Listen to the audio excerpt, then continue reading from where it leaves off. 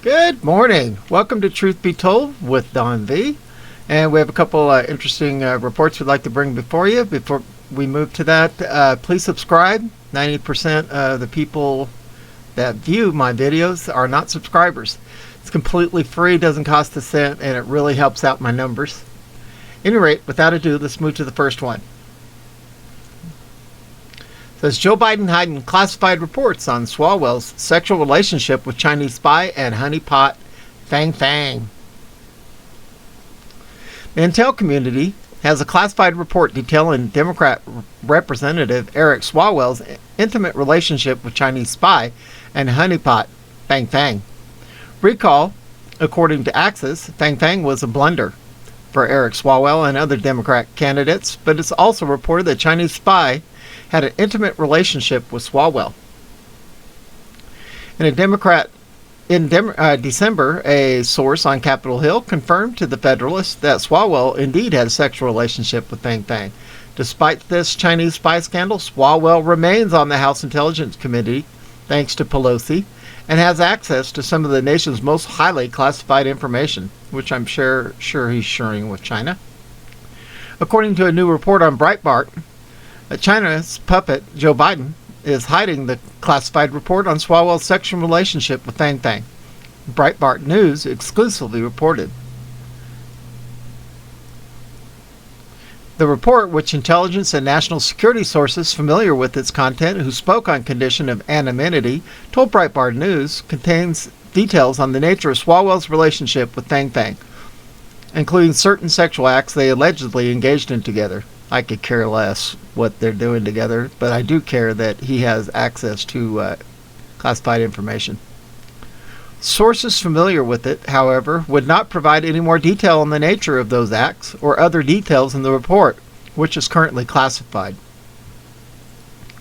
For those who have seen the details of Swalwell's case, it was shocking that Pelosi and Schiff so willingly kept him on the Intelligence Committee, even for nakedly partisan lawmakers like themselves.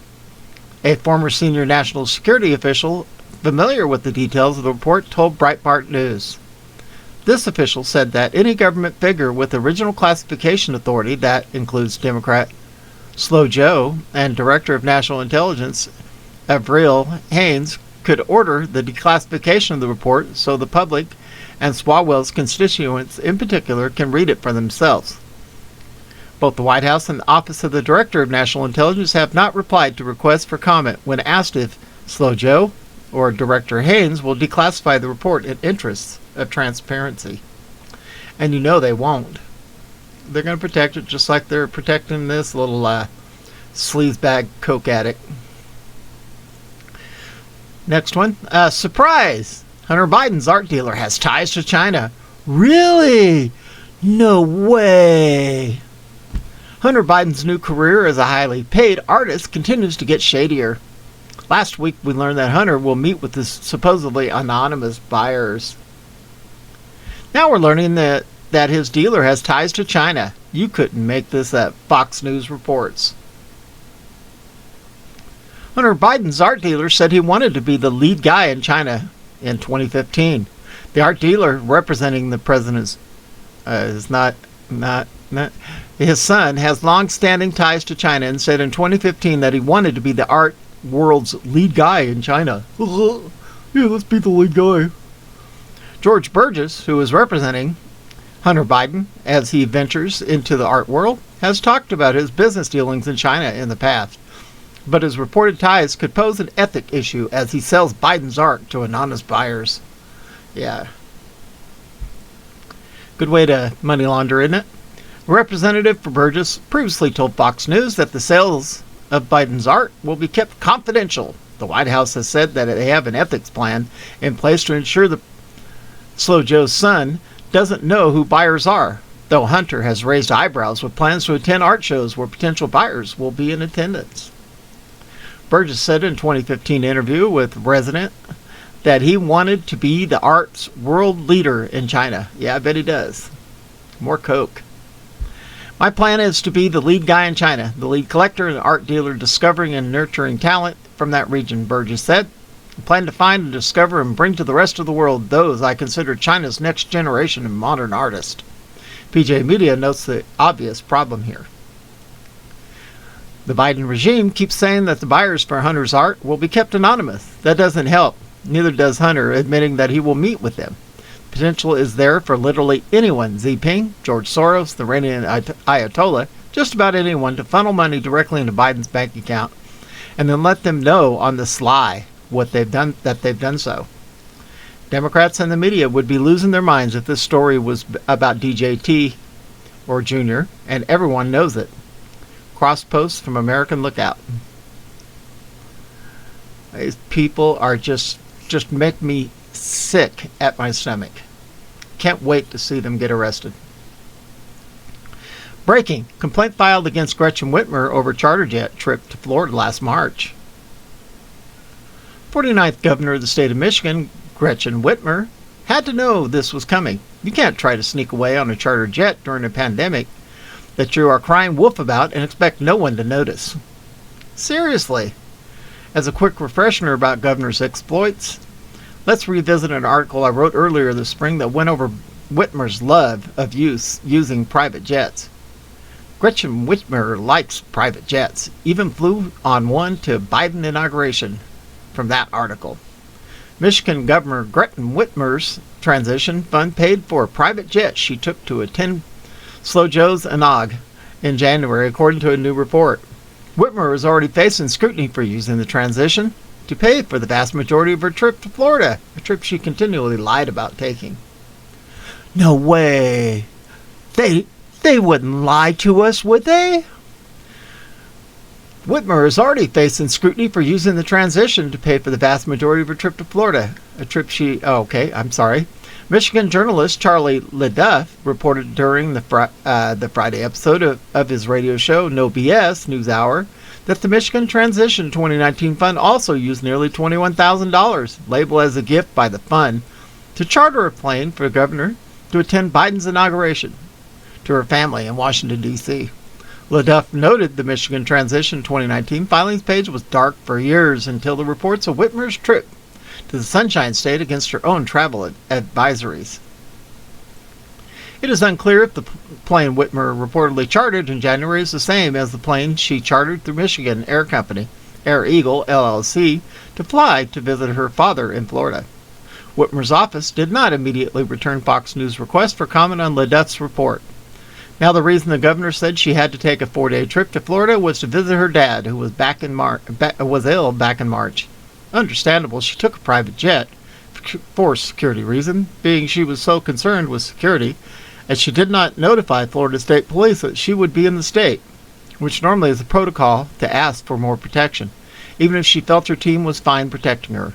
It is courtesy to let officials know in case any accident arises. I'm sure there was no quid pro quo or arm twisting at all, so that the governor could do her best Ric Flair impersonation using a private jet to get around mingling with the unwashed masses.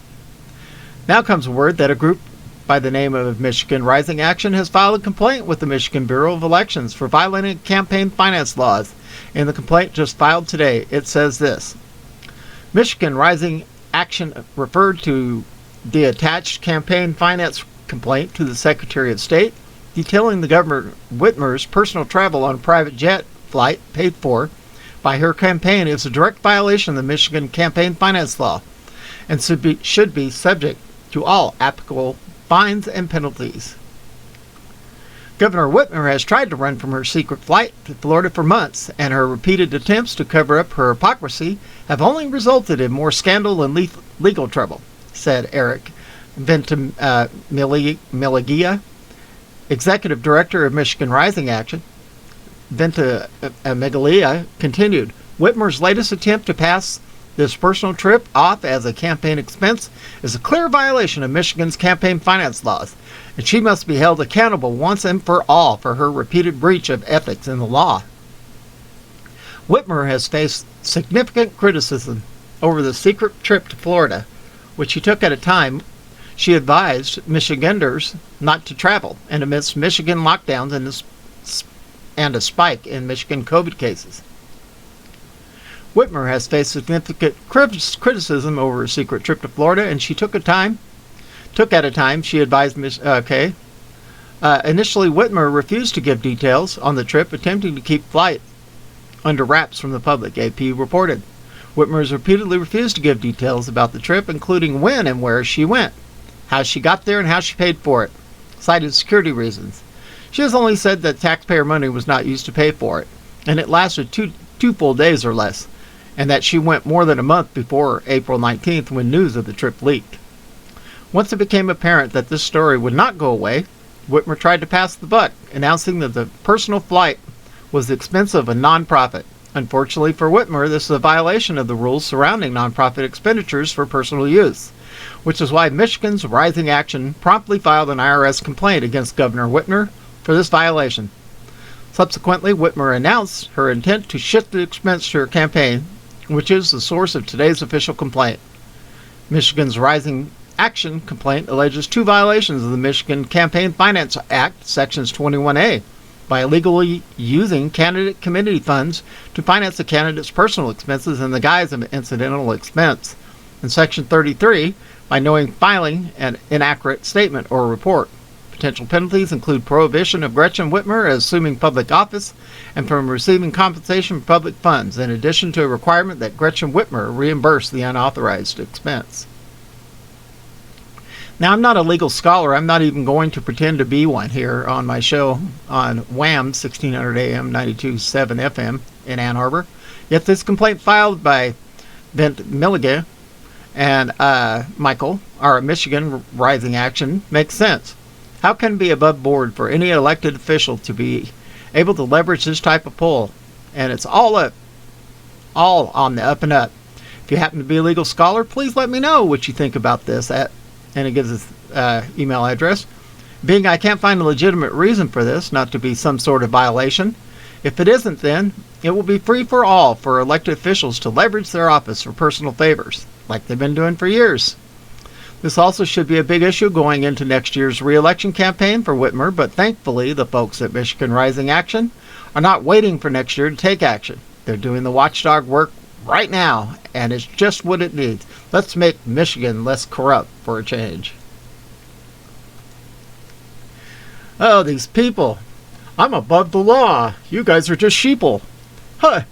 Go ride your buses and get on your bicycles like they do in China. Ho ho ho. I'm going to get on my private jet and fly wherever the heck I want, and you're going to pay for it. Ugh, these people just infuriate me. At any rate, this is Don V with Truth Be Told, and we are out of here.